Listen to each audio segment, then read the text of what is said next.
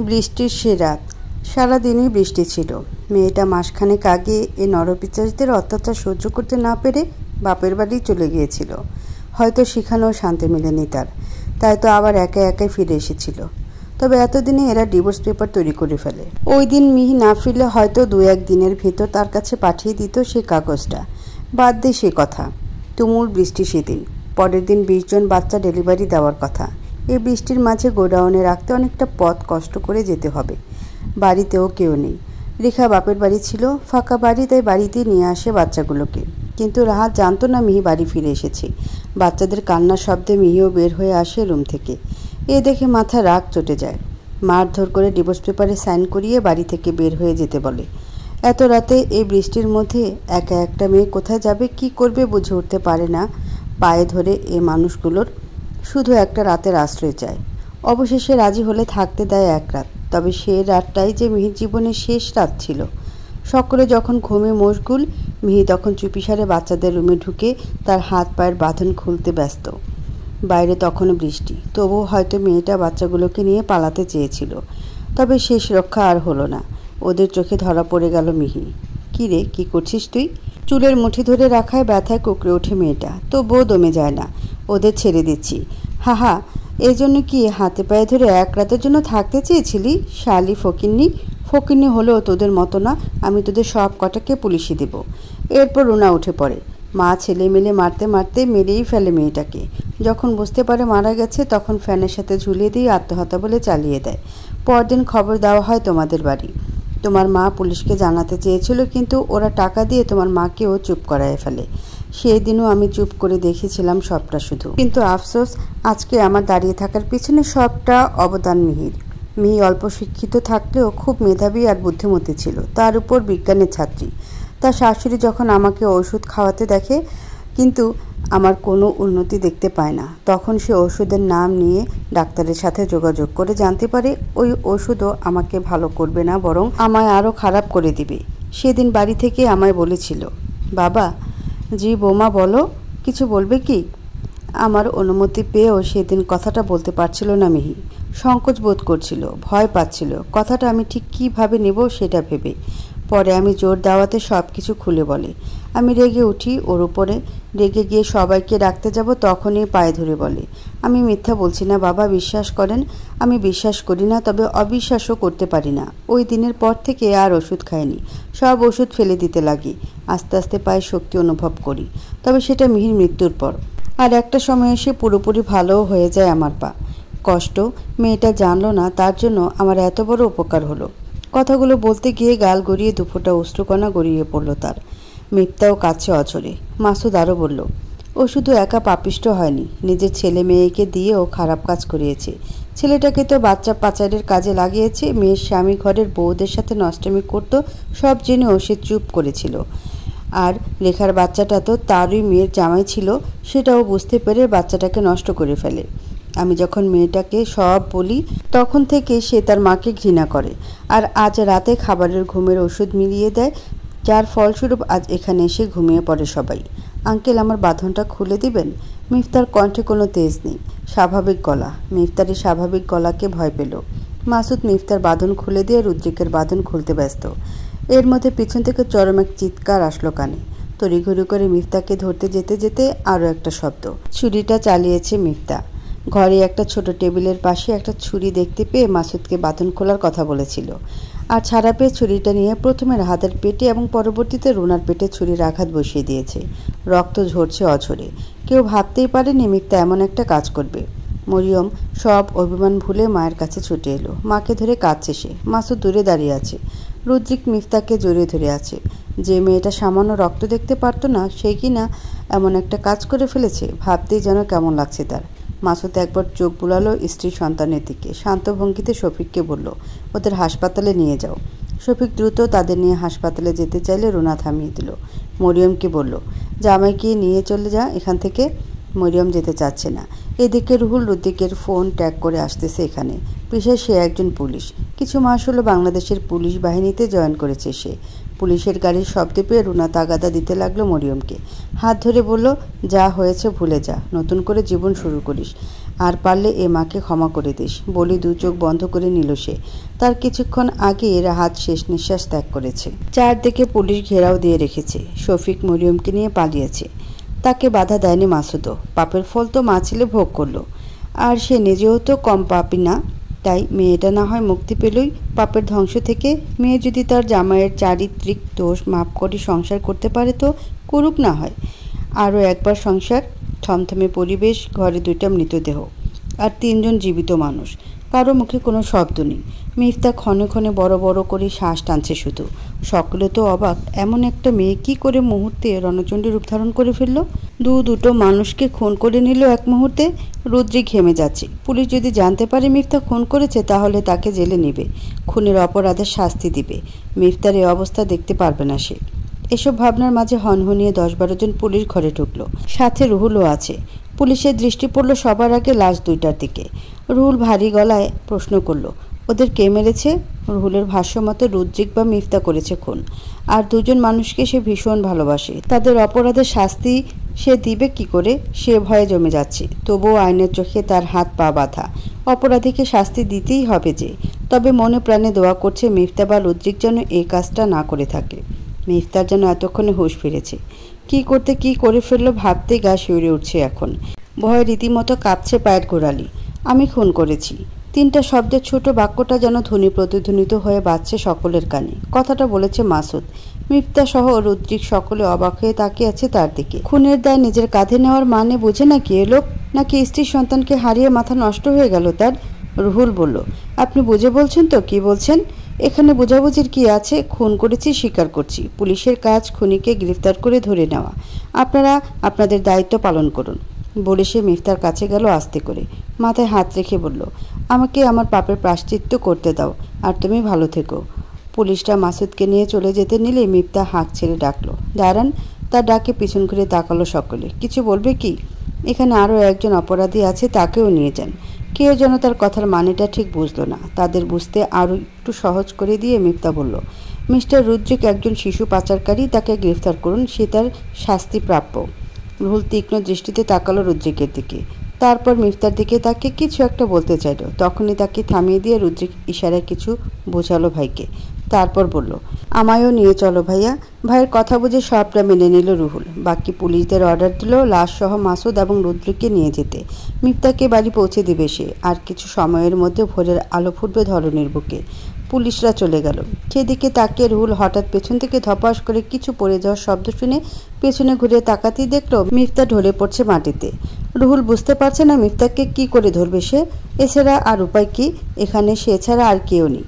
তাই মনের ভিতরের দ্বিধাদ্বন্দ্ব বাদ দিয়ে মিফতাকে পাজো কোলে তুলে নিল। গাড়িতে বসিয়ে বোতল থেকে পানি ছিটকে দিচ্ছে তার চোখে মুখে। পানি দিতে জ্ঞান ফিরল মিফতার। এতক্ষণে শক্ত মনের মেয়েটা যেন ভেঙে পড়েছে একদম। রুহুলও নিজ থেকে কোনো প্রশ্ন করল না আর। মিফতাকে তার মায়ের কাছে রেখে আসলো। থ মেরে বসে আছে মিফতা।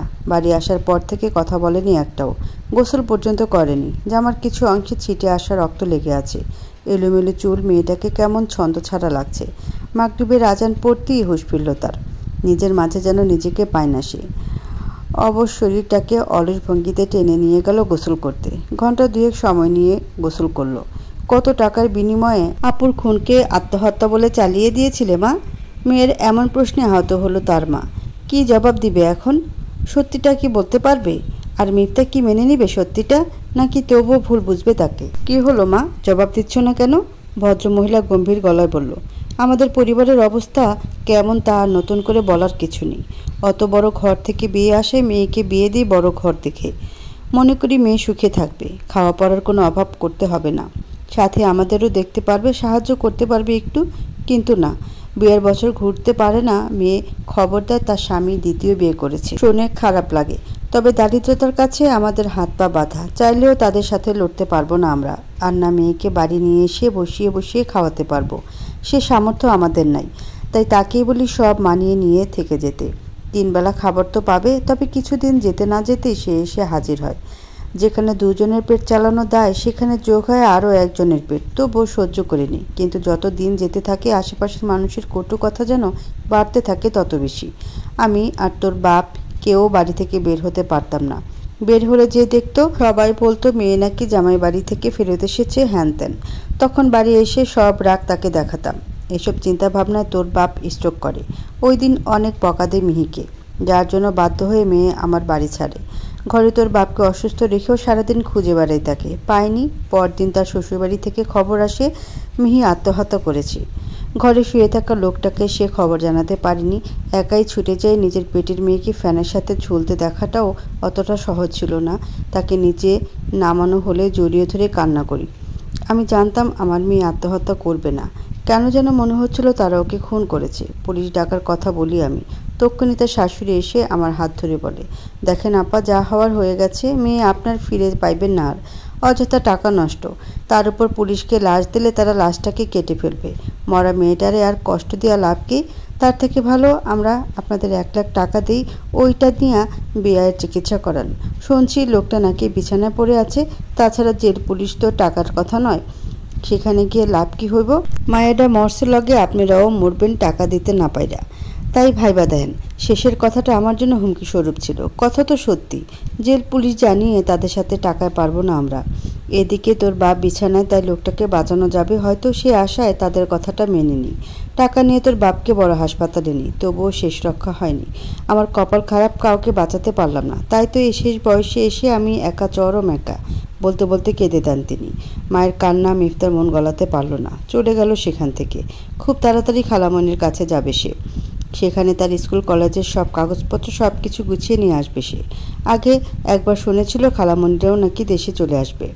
জানালার গ্রিল ধরে দাঁড়িয়ে আছে মিফতা, চোখে তার হাজার ভেঙে যাওয়া স্বপ্ন, যেগুলো নিয়ে সে ভাবতে চায় না, তবুও মন দুয়ারে সে ভাবনাগুলো এসে চুপি দেয় বারবার। সারাদিন নাকি খাসনি? পুরুষালী গম্ভীর কণ্ঠ শুনেও পিছন ঘুরে তাকালো না সে। আগের নয় দাঁড়িয়ে আছে।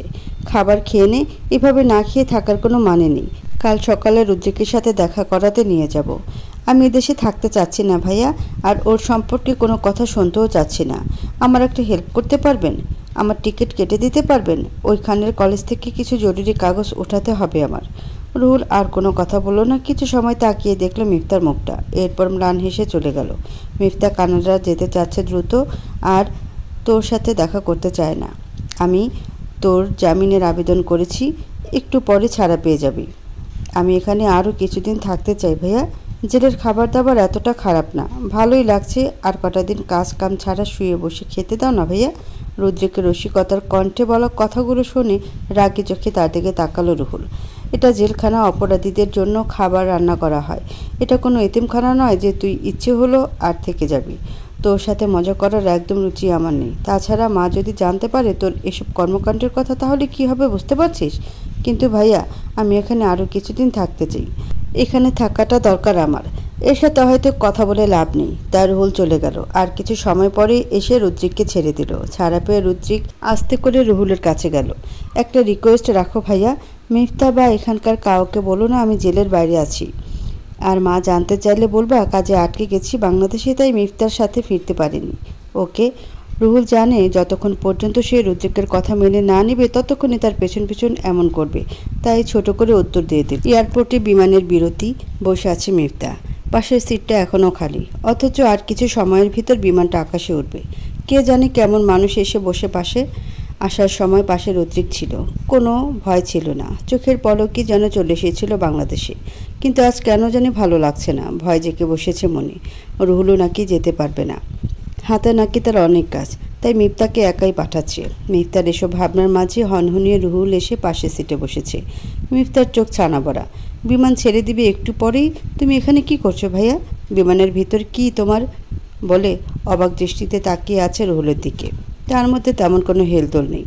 আরাম করে বসে ধীরে সুস্থে জবাব দিল, আমিও যাব তোর সাথে।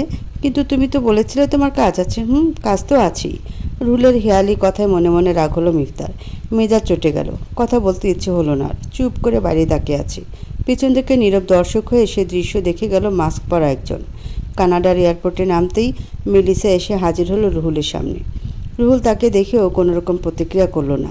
সে বরাবরই এমন। মেলিসা তার বন্ধু, ইন্ডিয়ান মেয়ে, রুহুলকে ভালোবাসে খুব। মজার ছলে দু একবার বলেছে ও সে কথা। রুহুলও জানে মেলিসার মনের গোপন খবর। তবে মেলিসা যখন থেকে শুনেছে রুহুলের জন্য তার মা মিফতাকে পছন্দ করেছে, রুহুলের বিয়ে ঠিক করেছে তার সাথে, তখন থেকে মেলিসা নিজেকে রুহুলের শুধুমাত্র বন্ধু হিসেবে বোঝাতে থাকে নিজের মনকে। যদিও এ চেষ্টায় ব্যর্থ সে। হেসে রুহুলকে প্রশ্ন করল, মিফতাকে নিয়ে এসেছো? বাহ, তোমার নাকি হাতে অনেক কাজ, আসতে পারবে না বললে? রুহুল একবার তাকালো মিফতার দিকে। একটু দূরে দাঁড়িয়ে আছে সে, চারদিকটা দেখছে। হয়তো কিছু স্মৃতিরা নাড়া দিয়ে উঠছে মন গহীনে। দীর্ঘশ্বাস ফেলে রুহুল উত্তর দিল, কাজ ছিল না এমন না, এখনও আছে, তবে ওকে নিয়ে আসাটা জরুরি ছিল। রুহুলের কথাটা সহজ হলেও সহজভাবে নিতে পারছে না মেলিসা। মনের গোপন ঘরে যে ঘা আছে তাতে আরও একটু লবণ ছিটা পড়ল যেন রুহুলের কথায়। রুহুলের কাছে কাজের থেকেও মিথ্যা বেশি জরুরি, গুরুত্বপূর্ণ এটা যখন নিজের মনকে মানাতে পারছে না সে। মনকে সে যতই মানাতে চায় রুহুল অন্য কারোর সাথে এনগেজড, ততই যেন মন বলে তার পাশে তুমি ছাড়া অন্য কাউকে মানায় না, সে তোমার ছাড়া অন্য কারো হতে পারে না। সে জায়গা থেকে মেলিসা মুখ ফুসকে বলে ফেলল, খুব ভালোবাসো মিফতাকে, তাই না? সে অন্য কাউকে ভালোবাসে। গম্ভীর গলা, স্বাভাবিক কথা, অথচ এতে যেন কত আক্ষেপ, কত আক্রোশ মিশে আছে। মেলিসা রুহুলের কথা শুনে হাঁ করে তাকিয়ে আছে। তাহলে কি তোমাদের বিয়েটা হচ্ছে না? কি সহজ একটা প্রশ্ন, কত আশা নিয়ে প্রশ্নটা করেছে মেলিসা। এই যেন উত্তর দেবে রুহুল, না বিয়ে হচ্ছে না। তার মন রক্ষা করতেও যে কোনো পুরুষ হেসে জবাব দিত নাও হতে পারে, কিংবা বলতো ঠিক নেই। তবে রুহুল তা করল না। সে তো আর অন্য পুরুষ না, সে তো রুহুল। ভালোবাসলেই তো সবাই সব পায় না, ভালোবাসা আর বিয়ে এক না। এখানে বিয়ে হওয়া না হওয়ার প্রশ্ন তোলা নেহাত বোকামি।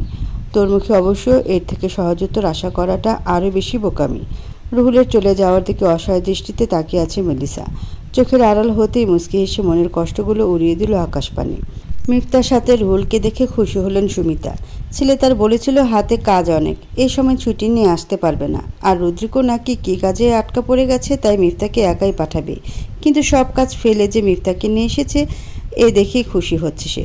তার ভাষ্যমতে মিফতার প্রতি ভালোবাসা আর দায়িত্বের মধ্য থেকে এই কাজটা করেছে রুহুল। রাতে খাবার টেবিলে বসে সুমিতা বলল, রুহুল, তোমার তো চাকরি হয়েছে, সব গুছিয়েও নিয়েছো প্রায়। রুদ্রিকও বাংলাদেশে চাকরি নিয়েছে। আমরাও ভাবছি এ মাসের ভিতরেই সব গুছিয়ে নিয়ে চলে যাব সেখানে। এরপরে না হয় তোমাদের বিয়েটা দিব ওইখানেই, কেমন? নাকি তুমি চাও এ দেশ থেকে বিয়েটা সেরে তারপর যেতে? খাবারে হাত থেমে গেল মিফতার। বিয়ের কথা শুনে সে তো রুহুলকে বিয়ে করবে না, কিছুতেই না। আর রুদ্রিককেও বিয়ে করতে চায় না। রুদ্রিকের কথা মনে পড়তেই হাসি পেল তার। কতটা মিথ্যা বলেছে নিজের মাকেও। এর মাঝে কানে ভেসে আসলো রুহুলের গম্ভীর গলার কণ্ঠ, তোমার যা ভালো মনে হয় করো।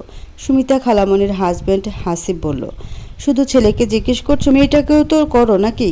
তারও তো কিছু মতামত আছে। সুমিতা খালামণি হেসে দিল, আমার মতে মিফতা মায়ের মত, তাই না মামনি? বড় আশা নিয়ে মহিলা মিফতার দিকে তাকিয়ে আছে। মিফতা তার আশা ভেঙে দিল না, হালকা মাথা নেড়ে সম্মতি জানালো এরপর চলে গেল নিজের রুমে। কার জন্য খালামণিকে কষ্ট দিবে, যে কিনা তার সাথে মিথ্যা বলেছে?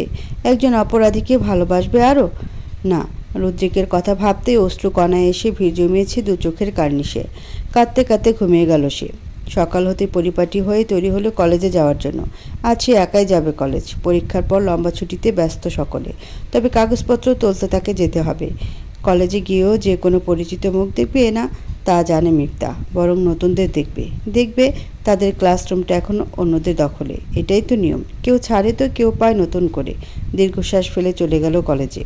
কলেজের সামনে আসতেই প্রিয়াং নামের একটা ছেলে এসে সামনে দাঁড়ালো। ছেলেটাকে চেনে মিফতা, 2টা বছর ধরে তাকে ডিস্টার্ব করে আসছে। শুধু তাকে বলবে ভুল হবে, সুযোগ পেলে কলেজে প্রায় সব মেয়েকে উত্তপ্ত করে সে। এখানের স্থানীয় ছেলেটা, তাই কেউ কিছু বলেও না তেমন। তবে মিফতাকে সবসময় রুদ্রিক কলেজে নিয়ে আসতো আর নিয়ে যেত বলে কখনো এত বেশি সুযোগ পায়নি তার কাছে ঘেঁষার। তবে আজ এ ছেলেটাকে দেখে ভীষণ ভয় লাগছে মিফতার। মনে মনে দোয়া দরুদ পড়ে পা বাড়াতে গেলে পেছন থেকে বলে উঠল, হ্যাঁ বেবি, হোয়াটসঅ্যাপ। মিফতার কানে সে কথা পৌঁছাতেই বুকের ভিতর কিঞ্চিত কেঁপে উঠল। কোনো উত্তর না দিয়ে আবারও পা বাড়াতেই পেছন থেকে বলল, উফ বেবস, এত তারা কিসের? বলে মিফতার হাতখানা ধরে নিল ছেলেটা। এ সময়টাতে নিজেকে চরম অসহায় মনে হচ্ছে তার। এ দূর দেশে রুদ্রিক সবসময় তাকে আগলে রেখেছে, কখনো একা ছাড়েনি। কত ভালোবেসেছিল তাকে। সে ছেলেটা কি করে এত বড় অপরাধের সাথে যুক্ত থাকতে পারে? যে ভালোবাসতে জানে তাকে দিয়ে কি এমন বড় অপরাধ করা সম্ভব? না, তার রুদ্রিক তো এমন ছিল না। মিফতার ভাবনার মাঝেই একটা কালো গাড়ি এসে ছু মেরে প্রিয়াংকে তুলে নিয়ে গেল। তখন মিফতার হাতটা ধরা ছিল প্রিয়াং, যার দরুন মিফতার হাতে চোট পেয়েছে অনেকটা। হাতে প্রচণ্ড ব্যথা নিয়ে মিফতা চলে গেল কলেজের ভিতর। মানুষজন নেই তেমন। 1 ঘন্টার মতো সময় লাগলো সব কাজ শেষ করতে। আজই শেষ, এরপর আর আসবে না এখানে। তবে শেষ দিনেও যে এমন একটা বাজে পরিস্থিতিতে পড়তে হবে ভাবতে পারেনি সে। আগে জানলে খালামণিকে নিয়ে আসতো অবশ্য সাথে করে। কলেজটাকে শেষবারের মতো একবার দেখার জন্য চারদিকে দৃষ্টি নিক্ষেপ করতে চোখে পড়ল মাঠের মাঝখানটায় অনেক মানুষ দাঁড়িয়ে আছে। ঠিক কী হয়েছে জানার কৌতূহল থেকে মিফতাও গেল সেই স্থানে। প্রিয়াং রক্তাক্ত হাত নিয়ে মাটিতে পড়ে আছে। ডান হাতটাতে কেউ খুব বাজেভাবে মেরেছে তাকে। জীবনে এই হাত আর ভালো হয় কিনা সন্দেহ। অবাক হলো মিফতা। কিছু সময় আগেই তো ভালো ছিল ছেলেটা, হঠাৎ কি হলো? যা হয়েছে হোক, এখানে না দাঁড়িয়ে থাকাই ভালো। যে ভাবা সেই কাজ। সব মানুষ পেছনে ফেলে 2 কদম এগোতেই প্রিয়াং রক্তাক্ত হাতটাকে বাম হাতে ধরে দৌড়ে আসলো তার সামনে। আমায় মাফ করে দেন আম্মা, আমার ভুল হয়েছে। মায়ের সমান আপনার হাতে ধরা, বলেন মাফ করে দিয়েছেন, নয়তো ও আমাকে বাঁচতে দিবে না বলে মিফতার পা জড়িয়ে ধরল প্রিয়াং হতভম্ব। ঠিক কী বলবে বুঝতে পারছে না, সব যেন মাথার উপর দিয়ে গেল। কে মেরেছে তাকে? আর এভাবে আম্মাই বা ডাকছে কেন? প্রিয়াং আবারও তাড়া দিল মাফ করেছে বলার জন্য। মিফতা কিঞ্চিত মাথা নেড়ে দ্রুত প্রস্থান করলো সেই জায়গা থেকে। মনে তার একটাই প্রশ্ন, কে মারল ছেলেটাকে? রুদ্রিক নয় তো? না না, সে কী করে আসবে এখানে? সে তো বাংলাদেশে জেলখানায়। তাহলে কি রুহুল ভাইয়া? সে এসেছিল এখানে? মাথায় এত এত প্রশ্ন নিয়ে জলদি বাড়ি গেল। খালামণি, রুহুল ভাইয়া কই? কেন মা? সে তো ঘরে ঘুমোচ্ছে, ওঠেনি এখনও। আজ বিকেলে নাকি চলে যাবে, তাই এখন রেস্ট নিচ্ছি। খালামণির কথা ঠিক বিশ্বাস হলো না মিফতার, তাই নিজে দেখার জন্য রুহুলের রুমে চুপি দিল। এবার আর নিজের চোখকে মানতে পারল না সে। রুহুল ভাই তো সত্যিই ঘরের ভিতর ঘুমাচ্ছে। মিফতা সারাদিন অঙ্ক কষেও হিসাব মিলাতে পারল না। রুহুল ভাই ঘরে আর রুদ্রিক জেলে, তাহলে তৃতীয় আর কে আছে তার জন্য প্রিয়াংকে মারল? এ প্রশ্ন যতবার নিজেকে করেছে ততবারই শূন্যে মিলিয়ে গেছে, কোনো উত্তর পায়নি নিজের কাছে। বিকেলে রুহুল চলে গেছে বাংলাদেশে। কেটে গেছে মাসখানেকের মতো। মিফতা যদিও আরও আগে চলে যেতে চেয়েছে দেশে, তবে সুমিতা দেয়নি। তারা সবাই চলে যাবে বাংলাদেশে, তাই মিফতাকে একা আর ছাড়ল না। এই কয়টা দিন মিফতা রুদ্রিককে মিস করেছে প্রতি সেকেন্ডে। ওই মানুষটাকে এক নজর দেখার জন্য মরিয়া হয়ে আছে, কিন্তু মনের সংকোচের কারণে রুহুলকে সাহস করে আর রুদ্রিকের কথা জিজ্ঞেস করা হয়নি। সামনের সপ্তাহে মিফতারা সকলে দেশে ফিরবে। দেশে ফিরে জেলে রুদ্রিকের সাথে দেখা করবে সে মনে মনে ঠিক করেছে। নিজের রুমে শুয়েছিল মিফতা। সুমিতাকে আসতে দেখে শব্দহীন উঠে বসলো। বসো খালামণি। মুচকি এসে মিফতার পাশে বসলো সে। কি করছিস মা? কিছু না খালামণি, এই তো শুয়েছিলাম। কাল ফ্রি আছিস? ছোট করে উত্তর দিল মিফতা। বিনিময়ে মুচকি হেসে তিনি বলল, আমরা ভাবছিলাম এখান থেকে বিয়ের শপিংটা সেরে ফেলতে। তুই কি বলিস? চল না কাল ওই যে শপিংয়ে। সুমিতা খুব বেশি এক্সাইটেড, তাকে দেখেই বোঝা যাচ্ছে। এদিকে সুমিতার মুখে বিয়ের শপিংয়ের কথা শুনে তো মিফতা তাজ্জব বনে আছে। কি বলবে বুঝতে পারছে না। মিফতার উত্তরের আশায় থাকলো না সুমিতা, বরং আরও এক ধাপ এগিয়ে গিয়ে বলছে, তাড়াতাড়ি ঘুমিয়ে পড়, কালই বের হবো শপিংয়ের জন্য। বলি হাসি মুখে চলে গেলেন তিনি। মিফতা সেদিকে তাকিয়ে আছে। সে কি করে বলবে সে রুহুলকে বিয়ে করবে না? আর তখন খালামণির এই হাসি মাখা মুখটা কেমন হবে তাই ভাবছে। ছোট থেকে খালামণিকে ভীষণ ভালোবাসে সে। অভাব অনটনের সংসার, মা কখনো তেমন করে আদর করেনি, কখনো মেয়েদের নিয়ে একসাথে বসে দুটো কথা বলেনি। মিফতার মায়ের চোখে মেয়ে মানে অভিশাপ। ছেলে হলে তাদের সংসারটা ভালো থাকতো, সে জায়গা থেকেই মেয়েদের বোঝা মনে করেছেন তিনি সবসময়। যার কারণে মায়ের সাথে তেমন বন্ধুত্বপূর্ণ সম্পর্ক গড়ে ওঠেনি কখনো। তবে সুমিতা খালামণি ছিল একদম ভিন্ন। সব সময় তাদের মতামতের গুরুত্ব দিয়েছিল। মিফতা প্রেম করে কিনা সে খবরও নিয়েছিল রুহুলের সাথে তার বিয়ের প্রস্তাব দেওয়ার আগে। শুধু তাই নয়, কথা কথা জিজ্ঞেসও করেছিল তার 2 ছেলের মধ্যে কাকে বেশি ভালো লাগে। মিফতাও বলেছিল রুহুল ভাই বেশি সুন্দর। রুহুল রুদ্রিকের থেকে ফর্সা আর লম্বা হওয়াতেই মিফতা এ কথা বলেছিল। তবে সে জানতো না তার এই কথার উপর ভিত্তি করে যে খালামণি তার বিয়ে ঠিক করবে। রুদ্রিকের সাথে মিফতার প্রেমটা হয় কানাডা এসে। রুহুল গম্ভীর আর রুদ্রিক চঞ্চল, সেই জায়গা থেকেই রুদ্রিকের সাথে মিফতার চলাফেরা, কথাবার্তা রুহুলের তুলনায় অধিক হয়। আর তখনই দুজনের প্রেমে পড়ে যায়। যদিও সকলেই জানতো মিফতাকে রুহুলের বিয়ের জন্য পছন্দ করা হয়েছে, তবুও মন কি আর অত সব মানে? তবে প্রেমে শুধু রুদ্রিক আর মিফতা পড়েনি, পড়েছিল আরও একজন মানব। সে আর কেউ না, স্বয়ং রুহুল। ছোট থেকে কথা কম বলায় কারোর সাথে মিশে ওঠা হয়নি তেমন, আর না প্রেম ভালোবাসা হয়েছিল কারোর সাথে। তবে যেদিন জানতে পারে মা তার জন্য মিফতাকে পছন্দ করেছে, সেই দিন থেকে মিফতার প্রেমে পড়ে। মিফতার হাসি, তার চঞ্চলতা সব কিছু দূর থেকে দেখে মুগ্ধ হতো। তবে তার এ দূরত্ব যে অন্য কেউ জায়গা দখল করে নিবে তা সে বুঝতে পারেনি কখনো। আর এই কারণে হয়তো জীবনে প্রথম প্রেমের প্রেয়সীকে হারাতে হবে মনের কথা বলতে না পারার কারণে। বলাও হবে না সে গোপন প্রণয়ের কথা, জানবেও না কেউ কখনো।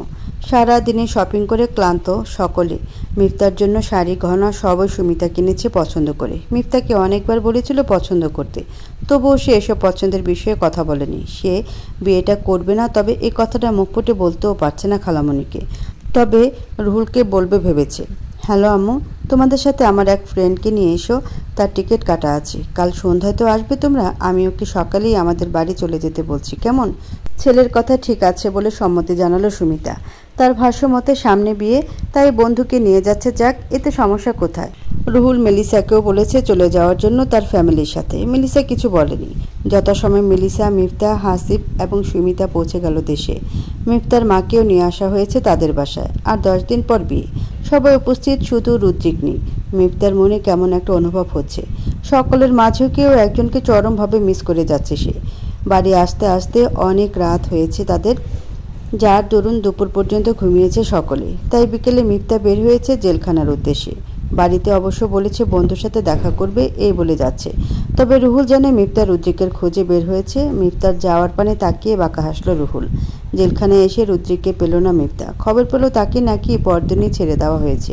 শুনে অবাকও হলো কিছুটা। তবে জেলে থাকা মাসুদ নাকি তার সাথে দেখা করতে চায়, তাই মাসুদের সাথে দেখা করতে গেল মিফতা। লোকটা শুকিয়ে কেমন হয়ে গেছে কয়দিনই। তবুও মিফতাকে দেখে জোরপূর্বক হাসার চেষ্টা করে প্রশ্ন করলো, কেমন আছো মা? ভালো আছি বলতে অস্বস্তি হলো মিফতার। তবুও বলল ভালো আছি, কিন্তু পাল্টা মাসুদকে জিজ্ঞেস করতে পারল না সে আপনি কেমন আছেন। তার জন্য লোকটা আজ খুনের আসামি, আর সে কিনা প্রশ্ন করবে কেমন আছে? এটা বেমানান। মিফতার মনের অবস্থা হয়তো বুঝতে পারলেন উনি, তাই বলল, তুমি নিজেকে অপরাধী মনে করছো? শোনো, তবে আমার পুরো পরিবারটা পাপিষ্ট, পাপে জর্জরিত সকলের জীবন। আমিও কম ছিলাম না, বলা যায়। আমার হাত ধরে ওই পরিবারে পাপের হাতে খড়ি। আর সে পরিবারে 2টা ফুল হয়ে এসেছিলে তোমরা 2 বোন। একজনকে বাঁচাতে পারেনি, পাপের আধারে মিলিয়ে গেছে তার জীবন। তবে তোমার জীবনটা নষ্ট হতে দিতে চাইনি। আর কি ভাবছো সামান্য ছোট ছুরির একটা আঘাতে কেউ গেছে? এই আঘাতে মারা যায়? এটা বিশ্বাসযোগ্য না। হ্যাঁ, এটা সত্যি, তাদের মৃত্যুটা ছুরির আঘাতে হয়েছিল। তবে ওই ছুরিটাতে আগে থেকে বিষাক্ত পদার্থ মিশিয়ে রেখেছিলাম আমি, যার বিন্দু পরিমাণ শরীরে প্রবেশ করলে মৃত্যু অনিবার্য। আর তাদের আমি নিজেই খুন করে জেলে আসতাম। কিন্তু তুমি রাগের মাথায় ভুলবশত ছুরি দিয়ে আঘাত করে বসো। তবে ওদের মৃত্যুর পেছনে মূল খলনায়ক আমি, তাই নিজেকে অপরাধী ভেবে কখনো অনুশোচনায় ভোগবে না, কেমন? আমি চেয়েছিলাম এই পাপের রাজ্য শেষ করে নিজেকেও শাস্তি দিতে, তা পেরেছি। মাসুদের কথা শুনে হতভম্ব মিফতা। কিছু বলার ভাষা ওর নাই। মিফতাকে চুপ থাকতে দেখে মুচকি হাসলো মাসুদ। বলল, আরও একটি ভালো খবর দিই তোমায়। আমরা চোখে যা দেখি তা সবসময় সত্যি নাও হতে পারে। মাসুদের কথার মানে ঠিক বুঝতে না পেরে মিফতা জিজ্ঞেস করলো, মানে? রুদ্রিক একজন গোয়েন্দা পুলিশ অফিসার। রুহুল আর রুদ্রিক 2 ভাই একই চাকরি পেয়েছে। ছোট থেকেই নাকি তোমার আঙ্কেলের ইচ্ছা ছিল 2 ছেলে পুলিশ হবে। সেই থেকে ছেলেদেরও এটাই স্বপ্ন। শিশু পাচারকারীর আসল অপরাধীকে আরও কয় মাস আগে গ্রেফতার করে। তবে বিভিন্ন এলাকায় ছড়িয়ে ছিটিয়ে থাকা এই অপরাধের সাথে জড়িত লোকদের ধরা এতটা সহজ হচ্ছিল না, যার কারণে সেই অপরাধীর জায়গায় নিজেকে বসায় রুদ্রিক আর খুঁজে বের করে সকল অপরাধীদের। তবে শেষে এসে কেন সত্যিটা তোমায় না বলে পুলিশের সাথে জেলে আসে তা আমার জানা নেই। মিফতা হতভম্ব হলো। এখন বুঝলো রুদ্রিককে কেন পরদিন জেল থেকে ছেড়ে দিয়েছে পুলিশ। বাহ, তোমাদের বাংলাদেশ তো খুব সুন্দর। তা আমাকে কেন আনলে এখানে? তোমার বিয়ে খাওয়ার জন্য নাকি? যাক, ভালো হলো, বিয়েও খেলাম, সাথে বাংলাদেশটাও ঘুরে দেখলাম। মুখে যথেষ্ট হাসি বজায় রেখে কথাগুলো বলল মেলিসা। সে তার ভিতরের কষ্ট বাইরে আনতে চায় না। রুহুল জবাব দিল, কেন এনেছি সময় হলে দেখতে পাবে, বলে সে চলে গেল। কান্না পেল মেলিসার, তবুও কাঁদল না। রুদ্রিক কোথায়? তাকে কল দিয়েও পাচ্ছে না মিফতা। রুহুলকেও জিজ্ঞেস করেছে, সে এক কথা বলে দিয়েছে, জানি না আমি। বিয়ের আর 6 দিন বাকি। রুদ্রিককে খুঁজে হয়রান মিফতা। এই ব্যস্ততার মাঝে বিয়ের ব্যাপারে রুহুলকে কিছু বলা হয়নি আর। সন্ধ্যা সকলে বসে আড্ডা দিচ্ছিল। রুহুল এসে উপস্থিত সকলের মাঝে। আমি কিছু বলতে চাই। গম্ভীর পুরুষালী কণ্ঠ শুনে সকলে তাকালো তার দিকে। কারো অনুমতি পাওয়ার অপেক্ষা না থেকে বলে উঠল, আমি মেলিসাকে বিয়ে করতে চাই। সকলে অবাক হয়ে তাকিয়ে আছে তার দিকে। সব থেকে বেশি অবাক হয়েছে যে সে হলো মেলিসা। রুহুল তাকে বিয়ে করবে, এটা স্বপ্ন নয় তো? তা ভেবে নিজের হাতে নিজেই 5-6 বার চিমটিও কেটে ফেলেছে সে। মানে কি রুহুল, সবার সাথে মজা করছো নাকি? মজা আমি কেন করব আব্বু? আমি যা বলছি সে কথাই সত্যি। আমি মিফতা নয় বরং মেলিসাকে বিয়ে করব। এমন সময় সদর দরজা দিয়ে রুদ্রিক প্রবেশ করেছে। তার দিকে কারো দৃষ্টি নেই, শুধুমাত্র মিফতা পলকহীনভাবে তাকিয়ে আছে তার দিকে। সুমিতা চেঁচিয়ে উঠল, মেলিসাকে বিয়ে করবি মানে? এতদিন কই ছিলি? বলিসনি কেন এই কথা? বিয়ে ঠিক, তারিখ ঠিক, সব থেকে বড় কথা আমরা মিফতার জন্য কত আশা নিয়ে শপিং করেছি। মেয়েটা কত আশা, কত শত স্বপ্ন বুনেছে। তার কি হবে? যে তারিখে তার বিয়ে হওয়ার কথা সেই দিন কি সে তোদের বিয়ে খাবে? একদিনে 2টা বিয়ের আয়োজন করো। তোমাদের তো একটা ছেলে না, আরও একজন আছে, তার সাথে বিয়ে দাও মিফতাকে। মিফতার সাথে রুদ্রিককে মানাবে। যেহেতু ছেলের বউ করতে চাও, সুতরাং এতে কারো আপত্তি থাকার কথা না। সকলে চোখ চাওয়াচাওয়ি করলো। মিফতা তো অবাকের চরম পর্যায়ে। রুহুল ভাই কি তবে বুঝেছিল তার আর রুদ্রিকের সম্পর্ক? ছি, কি লজ্জা! নাকি রুদ্রিক বলেছে রুহুল ভাইকে সবশেষে ঠিক হলো একই দিনে 2 বিয়ে হবে, রুহুল, মেলিসা, ঋত্বিক আর মিফতার। সবার সামনে মিথ্যা কেন বললে রুহুল? তুমি তো মিফতাকে ভালোবাসো, আমাকে না। সত্য বলতে না পারায় একজনকে হারিয়েছি, তাই মিথ্যা বলতে না পেরে আরও একজনকে হারাতে চাই না বলেই বলেছি। তাছাড়া বিয়ে করতে চাই, এটা তো মিথ্যা না। আর কে কাকে ভালোবাসে সে কথা তুমি ছাড়া অন্য কেউ জানে না। আর মিফতা রুদ্রিককে ভালোবাসে, আমাকে না। আর ভালোবাসা মানে সংসার না, সংসারই হলো ভালোবাসা। মানিয়ে নিয়ে একে অপরকে বুঝিয়ে একসাথে থাকতে পারা। আর আমার বিশ্বাস তুমি আমায় বুঝবে, মানিয়ে নেবে। রুহুলের কথা আহত হলো মেলিসা। একবার মিথ্যা করেও বলতে পারতো, আমি মিফতাকে না তোমাকেই ভালোবাসি। বলেনি পাষাণ পুরুষ, তবুও খুশি সে। মনের মানুষটার পাশে থাকার সুযোগ তো পেল। 2টা বিয়ে সম্পূর্ণ হয়ে গেল একই দিনে। রুদ্রিক রুহুলকে বলেছিল তার ভালোবাসার কথা। এরপর রুহুল নিজ থেকেই সরে যায় তাদের মধ্য থেকে। ওই দিনের পর এই কয়দিনে রুদ্রিকের সাথে একবারের জন্য কথা বলেনি মিফতা। অভিমান হয়েছিল তার, তাই কথা বলেনি আর।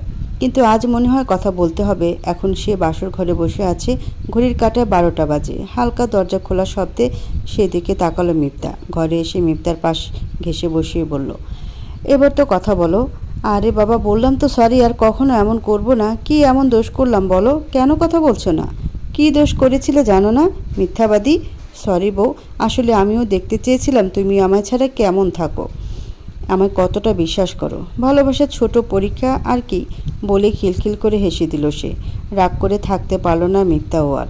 এতদিনের জমিয়ে রাখা কথার ভাণ্ডার খুলে বসলো এতদিন পর দুজনে। আসিফ সাহেবের 2য়তম মৃত্যুবার্ষিকীর অনুষ্ঠানের আয়োজন করা হয়েছে। সে মারা গেছে গত 2 বছর আগে। মেলিসা আর রুহুল এসেছে অনুষ্ঠানের সুবাদে। তাদের সাথে এসেছে তাদের 1 বছরের ছেলে রাফিদ। মেলিসা আর রুহুল আলাদা বাসায় থাকে। বিয়ের 3 মাস পর থেকেই আলাদা থাকে তারা। আর সুমিতা সহ মিফতার মা থাকে রুদ্রিক আর মিফতার সাথে। রুহুল আর মেলিসার আলাদা থাকার সিদ্ধান্তটা রুহুল নিয়েছিল। একই বাসায় মিফতার সামনে থাকতে চায় না সে। এতে করে মনে মনে মেলিসা কষ্ট পাবে প্রতিনিয়ত, যদিও সে তা প্রকাশ করবে না, তাই আলাদা থাকা। 2 বছর পর মিফতাকে দেখল রুহুল, তাও আবার দূরে থেকে। চেয়ারে বসেছিল রুহুল। তখনই চোখ আটকে যায়। কিছু দূরে রুহুলের ছেলে রাফিদকে কোলে নিয়ে ছুটাছুটি করছে মিফতা। এখনও সে আগের মতোই প্রাণবন্ত আছে। চোখ সরিয়ে নিল সে। পাশে থাকা মেলিসা তা লক্ষ্য করেছে কিনা জানা নেই তার। তবে সে হাসি মুখে বলল, দেখো রুহুল, রাফিদ কি সুন্দর মিশে গেছে মিফতার সাথে। আর মিফতাকে দেখো, আগের থেকে মোটা হয়েছে, একটু ফর্সাও হয়েছে, কত সুন্দর লাগছে তাকে। রুহুল না চাইতেও আরও একবার তাকালো মিফতার দিকে। মেলিসাকে উদ্দেশ্য করে অস্পষ্ট সুরে বলল, সে অন্য গ্রহের চাঁদ। ছোট এই লাইনটাই ছিল বলতে না পারা ভালোবাসার আক্ষেপ। মেলিসা মুচকি হাসল। রুহুলকে পেয়েছে এতেই খুশি সে। কিছু মানুষ এমনই, তাদের চাওয়া পাওয়া খুব সীমিত, অল্পতেই তারা সন্তুষ্ট হয়।